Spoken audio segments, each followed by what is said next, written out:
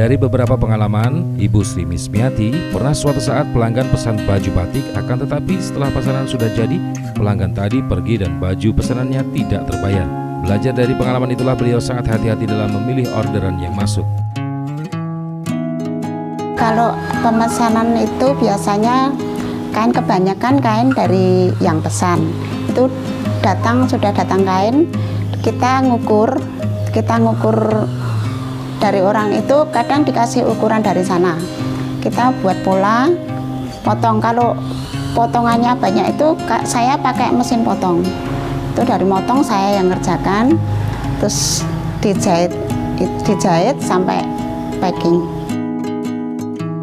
Kalau pengukuran itu ya kita biasanya kalau dari pemesan yang sudah banyak itu kita biasanya dikasih tulisan ukuran badan LD-nya berapa. Biasanya kan kalau mau di online itu biasanya LD-nya dari 90 sampai 100. Itu kita dikasih tulisan, jadi kita nggak ngukur orangnya. Terus kalau orang yang per orang yang intinya ndandake gitu, perorangan gitu kita ngukur dari lingkar badan, lingkar panggul dan seterusnya kita yang ngukur. Jadi kita bisa langsung potong sampai dijahit. Itu kalau dari itu biasanya selisihnya 4 cm. 4 cm biasanya. Kalau masalah lingkar badan, kalau lingkar badan itu biasanya kalau S itu 90, M itu 94, L itu 96, 96 atau 98. Terus yang XL itu baru 52. Kendalanya gini, kalau penjahit itu resikonya kadang tuh pernah ya Mas, saya jahitkan seragam misal, itu seragam pernah nggarap seragam itu ya ini dukanya orang jahit. Itu pernah nggarap seragam 2 minggu itu nggak kebayar, orangnya pergi itu, padahal baju sudah selesai. Itu ada waktu itu mintanya sih ada 200 berapa, tapi baru saya bikinkan. Untungnya ada teman yang ngasih tahu itu nggak beres gitu.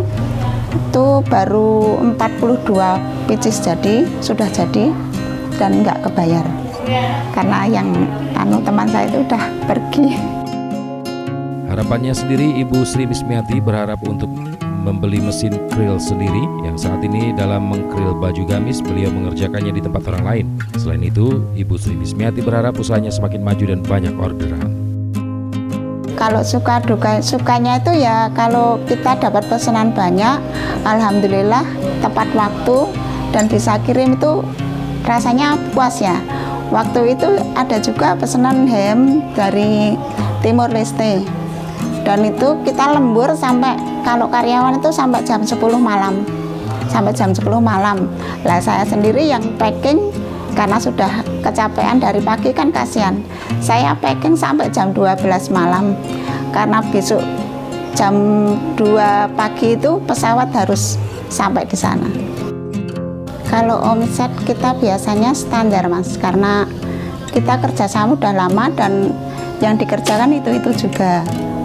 Jadi gimana ya, tergantung pesanannya itu kadang banyak apa enggak gitu. Kalau kita punya orderan yang lain di luar pesanan yang biasanya itu, kita baru dapat lebih gitu. Tapi kalau biasanya standar.